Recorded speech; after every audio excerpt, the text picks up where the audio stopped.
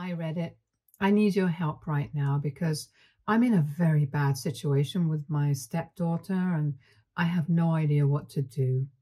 So, for context, I, 42, female, have been with my soon-to-be ex-husband, David, 44, for 15 years. Out of those 15 years, we have been married for 10, and I have loved him more than anybody in this world. He also has a daughter, Stacy, 17, female, from a previous relationship. Him and Stacy's mother were never married.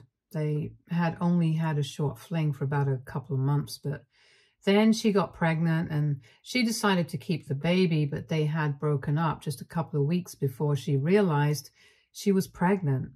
They had decided to have a cordial relationship after that, so they could co-parent the baby later, and there were not really any feelings involved. However, she unfortunately passed away when Stacy was just 6 months old in a car accident. And after that, it was just him and his daughter. He had told me in the beginning of our relationship that he was not just looking for a wife, but he was also looking for somebody who would be a good mother to Stacy, and I was up for it because I loved kids, and she was really young at the time. Stacy was just 2 years old, and I honestly didn't care that he had a daughter. I was ready to accept her as my own and raise her like that. Right from the beginning, I had been very serious about our relationship, and after 5 years of dating, we decided to get married. Our life had its ups and downs, but at the end of the day, I always thought that he loved me just as much as I loved him. I had absolutely no reason to believe that he might have been cheating on me because even up until a couple of months ago, we had been talking about celebrating our 10th marriage anniversary with a family trip to some exotic place, and he had been pretty excited about it. People who cheat on their wives don't act that excited about a trip with their family, so I really hadn't seen this coming. Anyway, about 6 days ago, I found out that he had been cheating on me for the past 7 months with his co-worker. I had just been at work, minding my own business, when I received an email from said co-worker. It had all the details of their affair, and she had even attached proof of text conversations, phone calls, and even pictures of them together at places on days that he had told me he would be away for business trips. But those trips were really just romantic getaways with his affair partner, which I had no idea about. I was in shock when I received that email, and I went home immediately, not knowing what else to do. Nobody was at home at the time because Stacy was spending the day with her friend and David was at work. So I took the time to reread those emails very carefully once again because I did not want to have a breakdown at work. And I realized that she had also attached her phone number in case I wanted to speak to her. She had told me that the reason she was doing this and coming clean to me about the affair was that she knew that David would never do that, and she felt like I deserved to know the truth. Apparently, for the last few months, he had been promising her that he would tell me the truth and anything with me because she was not comfortable going around having an affair with a married man. I guess her conscience had kicked in all of a sudden or whatever. But anyway, apparently David had been promising her that he was going to tell me the truth. And I even had screenshots of that. He had told her that he was going to end the marriage with me and be with her wholeheartedly now. She had believed him the first few times, but then it had been almost 3 months and he still hadn't told me. So she had decided to take matters into her own hands and tell me the truth herself. After reading that email in its entirety, I decided to think about it for a while, and then I went ahead and called her because the worst had already happened. I was still kind of in denial, so I felt that maybe speaking to her would make me realize that this was not some prank. It was really happening. So when I spoke to her, she started off by apologizing to me and said that she really did not have any intention of ruining my marriage, but she had just fallen in love with David, and that's really the reason why she was telling me the truth. And then she went on to explain how the affair had started and how long it had been going on and all the promises that he had made to her, which were the same promises that he had made to me in the initial stages of our relationship. My heart just kept breaking more and more with every word that she said to me. And by the end of that conversation, I was convinced that there could be nothing more heartbreaking than that conversation. But then she told me that apparently Stacy had also known about all of this all along and had been helping him cover up his tracks. That's what absolutely shattered me, because in my head, I had always been Stacy's mother, and I had never thought of her as a stepdaughter. I had known that girl since she was 2 years old and had raised her as my own. So knowing that she had also betrayed me felt like the end of the world, honestly. His co-worker let me know that apparently every time he would need to lie to me or cover up for me, Stacy would make up excuses for his absence and why he was not picking up his calls. In exchange for keeping her mouth shut, he would buy her several expensive gifts, and that explained a lot of things that had been happening recently. Like David had been totally spoiling her, and that hadn't been the case before. But I just thought that he was doing well at work, which is why he was trying to buy her nice things. He had also given me a lot of jewelry and clothes, so I had just assumed that this new habit of giving us gifts so frequently was because of how he was doing at work, but I guess not.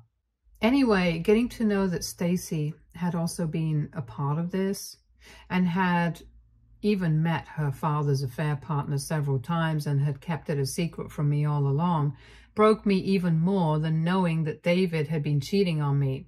So after that phone call, I decided to pack up my things and move out of that house, because I just did not want to stay there anymore and wait for the two of them to come back home, because I felt betrayed and I just couldn't even stop crying. I did not want to give David the satisfaction of seeing me like that. So I packed up a couple of things and then drove to a hotel out of town and turned my phone off, because I honestly did not want to be contacted by anybody. I was very upset that day and just drank myself to sleep in the hotel room. The next morning, I finally had to turn my phone back on because I had to call in sick to work, and I realized that I had about 1,000 unanswered texts and missed calls from David and Stacy. But I did not feel like responding to any of that. But I also noticed that I had one unread text from this guy at the car dealership whom I had been talking to because I had been planning on buying a new car. The reason I had been holding back so far was that I wanted to save some more money before I purchased it, since it was pretty expensive. And I also had that anniversary trip to look forward to, so I had been saving for that, and Stacy's 17th birthday was also coming up, which is why I had been thinking about gifting her a new car instead of buying one for myself. Anyway, when I saw that text, I remembered how I had been planning on giving Stacy a car for her birthday, and it just filled me with so much rage. And in a moment of anger, I decided that I was just going to focus on making myself happy without caring about anybody else. The guy from the car dealership had texted me to ask me if I was still planning on buying the car that I had selected. And so, on an impulse, I decided to go down to the place immediately myself and bought myself a shiny new luxury car. I did not have any plans of buying that car since it was way out of my budget, but I did not need to worry because of the past 10 years. Ever since I married David, I had been saving up and setting aside a college fund for my stepdaughter. I had decided to give Stacy access to that account as a surprise whenever it was announced which college she was going to be attending. and had been pretty excited about it. But now that I knew what had been going on for the past couple of months, I had no interest in surprising anybody apart from myself. So I used money from that account to buy myself a luxury car, and then I decided to drive it down to our house and finally confront my husband and my stepdaughter. They tried to hug me and tell me how worried they were the entire night as soon as I showed up, but I didn't even give them a second, and I immediately announced that David's co-worker had reached out to me, and now I knew the full truth of what had been going on behind my back, and that I was really disappointed in both of them. Both of them looked really shocked, and David at least had the sense not to say anything because he knew that the jig was up. Then Stacy tried to talk to me and said that she was just trying to look out for her father and was confused because she did not know what to do. She started crying, saying that she had just been very confused because she loved us both equally and wanted us to be happy. But I did not buy that act at all because I thought that she was old enough to know what was the right thing to do. And she chose to do the wrong thing on purpose. Besides, I'm pretty sure that those gifts that she was receiving from her father helped her to stay quiet about this entire situation. I did not buy a word that she was saying, and I told her as much. I was very pissed off and quite upset, so I even announced that I was leaving David. And I think he should have seen it coming because I don't think anybody in my place would have decided to make it work, even after getting to know something like this. And then I don't trust Stacy. And I told her that even more than David, I was disappointed by what she had chosen to do. Husbands cheat all the time, and it's not the first or the last time that this will happen to a woman. But I had always expected to have my back because even though we were not related by blood, I had never thought of her as my stepdaughter and had loved her just like my blood, probably even more. And it was her lies and betrayal that had hurt me even more than what her father had done. So I had decided that the college fund that I had been setting aside for her all these past years was not something that she was worthy of anymore. And I would be leaving both of them behind now. It was not easy for me to say that, and I almost choked up because this had been my family for the past 15 years. But after telling her this, I decided to walk out without even giving them a chance to explain and went back to the hotel. They kept calling me, but I did not stop, and they even followed me out, and I'm pretty sure they saw the new car I got and drove away as quickly as they could. After that, I had wanted to block them, but I just couldn't do it because emotionally I'm still struggling to process whatever's going on with me. For the past 5 days, they have been trying really desperately to get back in touch with me and keep texting me almost every hour and keep trying to call me, but I just don't know what to say to them. So I just read all their messages and let it be. David had been trying to get me to forgive him for the first couple of days, but when he realized that it was pointless, he started trying to tell me that he was sorry about what he had done and knew that I deserved better, but he just wanted me to reconsider whatever it was doing to Stacy because she was just a child and did not deserve to suffer because of what he had done. And even Stacy had been texting me along the same lines, trying to convince me that she had been wrong and she knew that. But she just wanted me to give her a second chance and that she had always thought of me as her mother and terribly sorry about everything. I had been ignoring all of that, but then yesterday I received a text from David that said that he was sick of apologizing without any response and that he needed to know if I had any intention of coming back to the family or not. That really pissed me off because it was he who had messed up and now he had no right to take that tone with me. So I texted him back immediately and said that I had already spoken to a lawyer and filed for divorce, which was not true. I was still trying to process everything and hadn't had the chance to speak to a lawyer yet, but he didn't need to know that. Then He did not reply for about an hour, and when he finally did, he sent me a long message about how I was not just being selfish, but I was also the villain, apparently, for choosing to act this way. He said that he was fine with me filing for a divorce and choosing to leave him, but the fact that I was also choosing to leave Stacy behind just showed how selfish I was. He told me that apparently Stacy had been devastated ever since I had left, and the fact that I had even said that I was going to get the college fund that I had been setting aside for her had really hit her hard, because he had also known about this college friend, and that was the reason why he had not bothered to save up enough money. I do recall mentioning the college fund to him several times. He knew that I had been saving it to surprise Stacy, but I did not know that he did not have any money status aside from her college tuition. Anyway, he told me I had said I was not going to give her access to the money, and they had realized that they were in big trouble because he did not have any set aside. And she had been thinking about going to college out of state, which would have been even more expensive, and she knows that she's going to get accepted in her college. But now there's a big question mark whether she's going to be able to go to the college of her choice or not because of the financial constraints. He thinks that I'm a bad guy for rubbing this in her face and saying that I won't let her have access to her college fund, even though I had been saving that money with the intention of giving it to her eventually.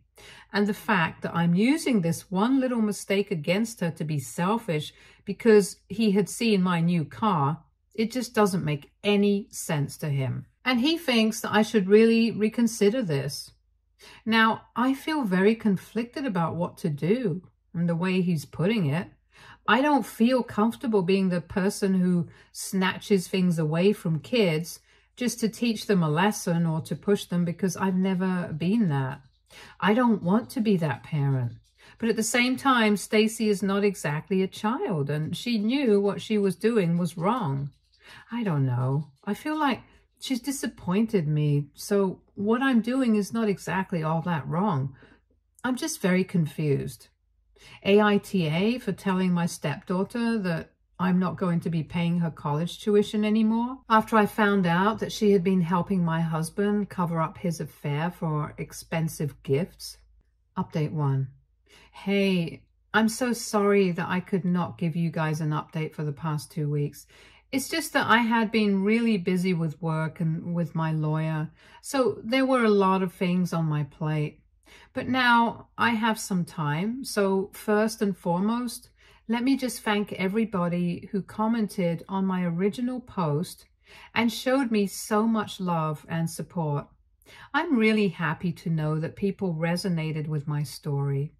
I'm just really thankful from the bottom of my heart, knowing that there were people who were supporting me, even though they were complete strangers, made it a lot easier to deal with everything.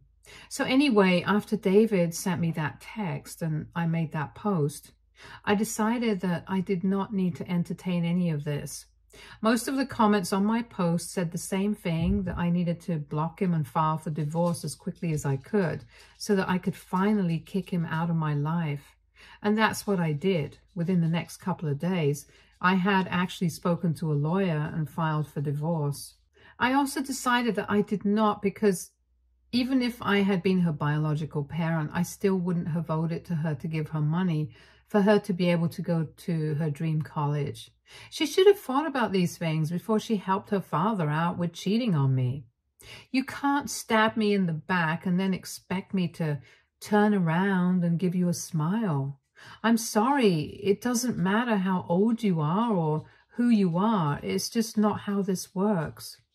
Besides, the thing that David said about her being punished for what he had done was not even accurate or true. She was being punished for what she had done, and I made it very clear when I had spoken to them in person that last time that I went home. I was refusing to give her the college fund because she was the one who refused to do the right thing in the first place and tell me about her father's affair. So it's for that, and I think I'm being fair. If they want to be mad about it, they are completely welcome to do so, but I'm not going to entertain that, and I really don't need to, which is why I've blocked them, and now they have no access to me whatsoever. They're still trying to contact me by calling me through other numbers, trying to text me from other numbers, emailing me from fake accounts, and all of that. But it doesn't matter because all I do is just read these texts and emails and ignore all of it. Update 2. I finally received word about what was going to happen with the divorce, and thankfully, David is not contesting anything. So I hope that we're going to be able to have a peaceful, amicable divorce. It has been almost 3 weeks since I found out that he had been cheating on me, and life has really changed. I had been living in the hotel up until last week, but then it was getting too expensive. And even though I did have the money and the means to stay there for a couple more weeks and months that I wanted, I decided that I did not want to be wasteful. So I have moved in with a friend of mine, and she's been gracious enough to let me stay with her until I'm able to find an apartment of my own. I have also started considering therapy for myself because my friend is a licensed professional, and she told me that it's really going to help me out in the long run, so I'm thinking about it. The biggest change, perhaps, is the fact that I have quit my job. It's a huge deal because I've been working non-stop for more than 20 years. I think I started working as soon as I graduated from college, and even before that, I had been working part-time. But I really think I need a break now. I have enough money to do whatever I want, and saving for all those 10 years is really going to come into handy now because I'm thinking about taking a break for a couple of months and realigning my life and starting my own business. That had always been the plan, but I had decided to delay it so that I would only start something of my own after Stacy had left for college, and I did not really need to worry about money that much. But now, nobody is holding me back, and I can do whatever I want. So that's the plan. I'm going to use these couple of months to build a business model and look for investors and all that jazz. I'm really excited for the future, even though I'm still very upset about what's going on. I have spoken to my parents about the divorce. I hadn't let them know so far because I was still struggling to process it myself. But now, after speaking to my parents, I made the announcement on social media as well. I did not mention any reason. I just stated that I was getting divorced, and that was it. So all my close friends and family members know what's going on anyway, and the only people I really care about, so it doesn't matter what anybody else thinks. Life's been complicated for the past few weeks, but now that the divorce proceedings are going to start, and we're going to meet with the mediator in the next couple of days, I'm hoping to wrap this up and finally be able to move on for good. Update 3. Hi, so David and I are going to meet with the mediator tomorrow. It's weird knowing that I'm going to have to see him after almost 1 month of having no contact with each other. And otherwise, I'm already nervous and anxious enough for that meeting, and just half an hour ago, Stacy sent me an email. She had stopped sending me anything after 2.5 weeks of no contact, and I thought that she was not interested in speaking to me anymore. And I had even assumed that this email would be about how she was and how she wanted to pay for her college tuition. But to my surprise, she sent me an entire apology, and this actually seemed genuine because she hadn't even mentioned anything about the funds or whatever. She had said that she was really genuinely apologetic for what she had done, that she had been selfish and hadn't even thought about how I would feel when I would finally find out the truth. She knew that she had broken my heart even more than David had, and she didn't know if she would ever be able to make things right with me. But she genuinely meant it when she said that she had always looked up to me as a mother and she really did love me.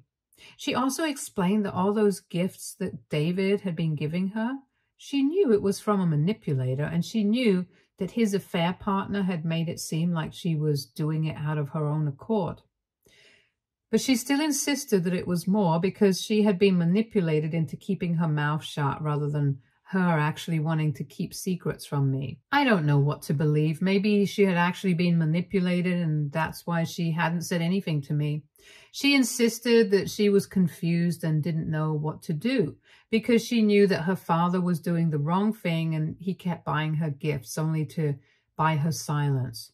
But at the same time, it was her father and she did not want to go against him. However, in doing so, she was betraying me. And she had been feeling very conflicted for the past couple of months. I want to believe her, I really do. But after everything that has happened, I really don't know. I was already feeling very anxious and jittery.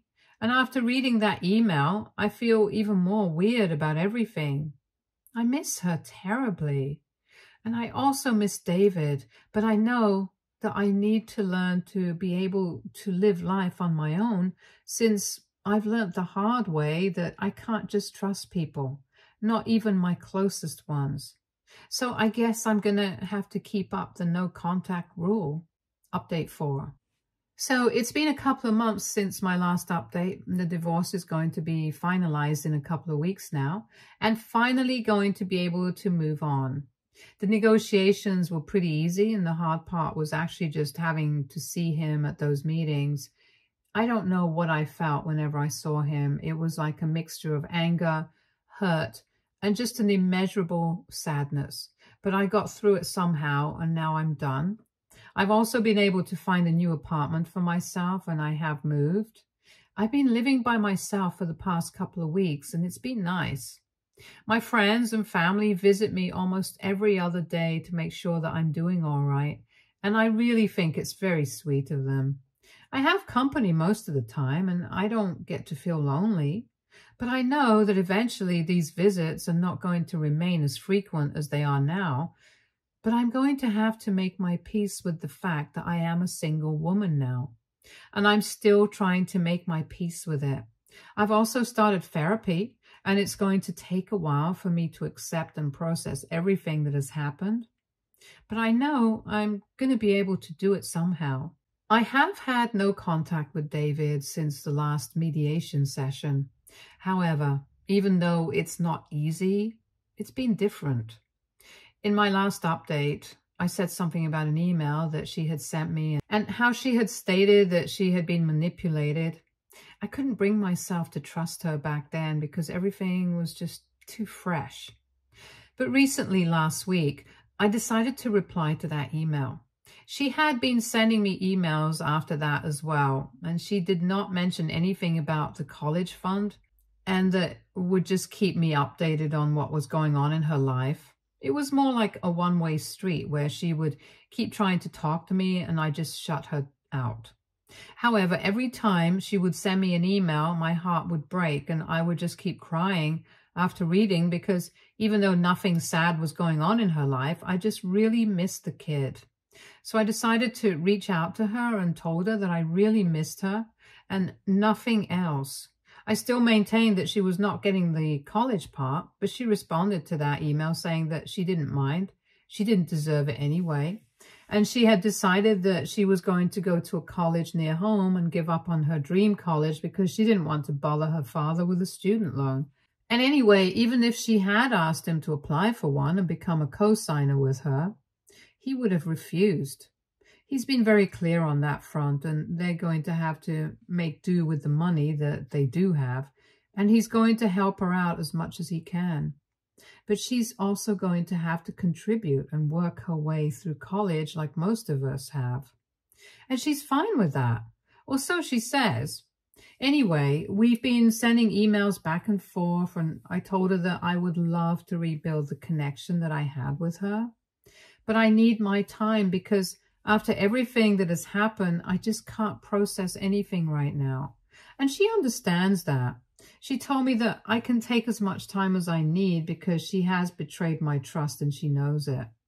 So I don't know what's going to happen from this point onwards, but I'm just hoping for the best.